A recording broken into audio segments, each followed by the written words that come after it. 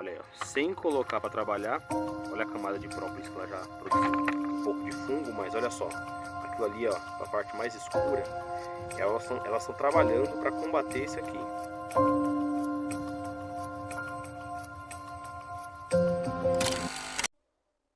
Fala pessoal, chegando meio descabelado aí, 5h50 e as brabinhas aí tá mais calma. Vou aproveitar esse momento agora para ver como elas estão e poder fazer a alimentação daquelas que precisam e aquelas que eu estou trabalhando.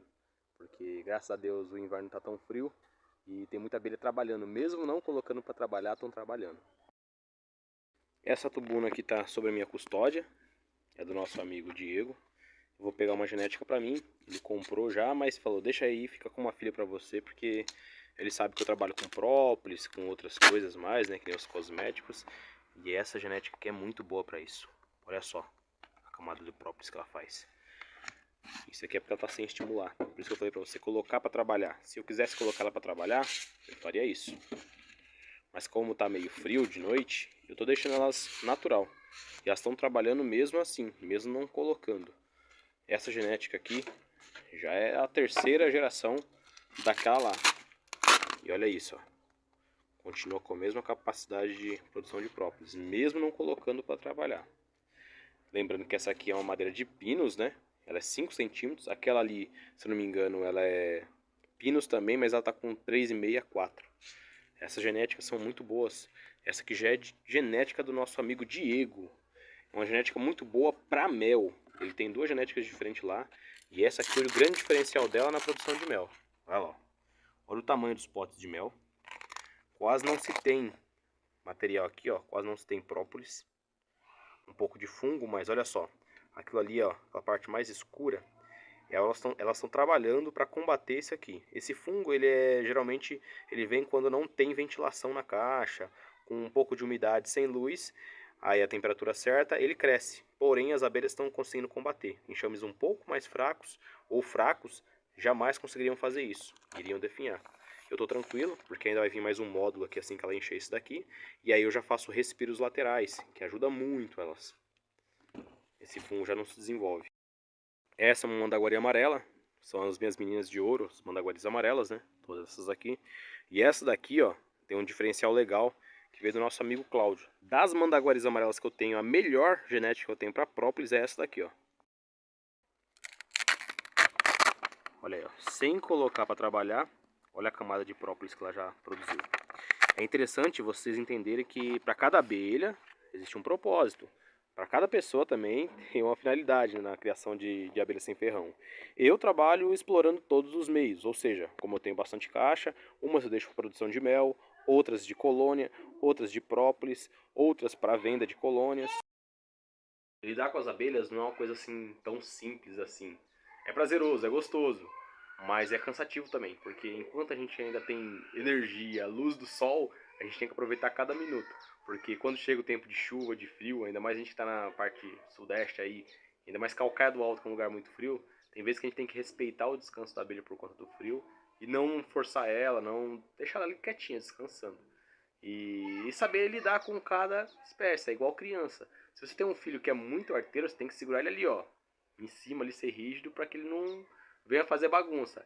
Cada abelha tem uma característica, uma personalidade. Não tem como vocês ter 100% de certeza, mas dá para você separar algumas características. Por exemplo, vocês viram que tem tubunas que vai produzir mais mel, outras vão produzir mais própolis. Então a gente tem que ir separando esses fenótipos, né? E vendo qual que vai ser a função dele, colocando outros fenótipos genéticas diferentes que têm as mesmas características, se a gente quiser aprimorar aquilo. E com o tempo a gente consegue chegar nos padrões. Por exemplo, as nossas mandaçaias é uma das melhores mandaçaias que tem na região. Por quê?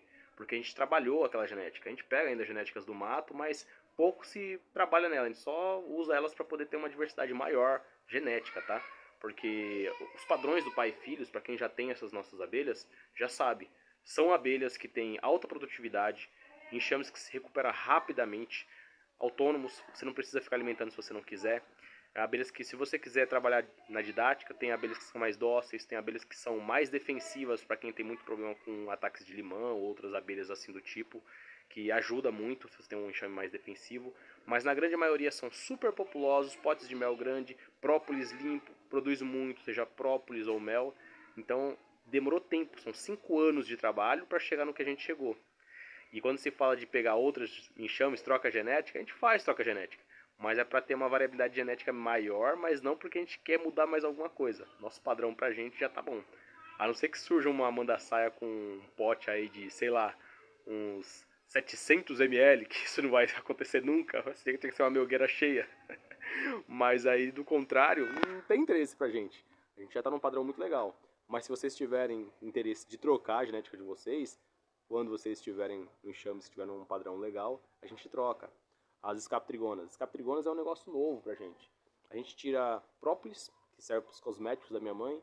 A mandaguaria amarela é o própolis da mandaguaria amarela de Calcaia, que só existe em Calcaia do Alto. Você pode fazer na sua região, mas talvez seja melhor em alguns aspectos. Mas que tem os princípios ativos, os flavonoides necessários para ser anti-inflamatório na medida certa, ser antibactericida ou bactericida na medida certa. É só em Calcaia. Tem coisas que você não adianta tentar replicar. O própolis verde. Qual que é o melhor própolis verde? De Minas, não tem jeito. Tem coisas que é regional. E é interessante que cada um de nós venhamos pesquisar cada uma das nossas abelhas e a nossa região, para que a gente possa dar ênfase ao valor que a nossa região tem, as nossas abelhas têm.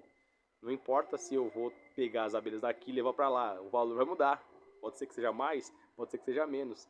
Então, se você já tem algo que já tem um valor agregado na sua região, dê valor a isso. Eu estava fazendo uma reunião, uma live com o pessoal do Sebrae, e lá eu vi uma coisa que me deixou muito feliz. Um pessoal que está investindo em tirar polpa daquele coquinho, o gerivá. O nosso coquinho nativo, que para muitos é uma praga, nasce muito rápido, dá muito coquinho, é muito doce, e é difícil de ficar chupando os coquinhos dele, então é ruim, né? Mas para algumas pessoas já viu como uma oportunidade. Aquilo que ninguém quis, aquilo que ninguém fez, eles foram lá e investiram e fez a diferença. Assim foi eu com as mandaguaris amarela. Não penso que foi diferente. Muitas pessoas têm preconceito com elas, porque na nossa região a mandaguaria amarela, ela invade outros ninhos. Elas não gostam de nidificar em lugar onde tem uma isca vazia, um toco com um oco vazio. Elas gostam de invadir colônias já estabilizadas. Mas eu sempre fui apaixonado por ela. E vendo o potencial dela, abracei. Hoje, a mandaguaria amarela, na questão de produção de própolis, é o diferencial do Meliponário Pai e Filhos, pelos princípios ativos únicos. Seja você também um influenciador na sua região. Venha ver aquilo que as pessoas menosprezam, que tem alguma qualidade, que tem algum potencial, investe. Investe na sua fauna, investe nas suas abelhas, invista em vocês. Que eu aposto que tem muita gente aí com muito talento escondido.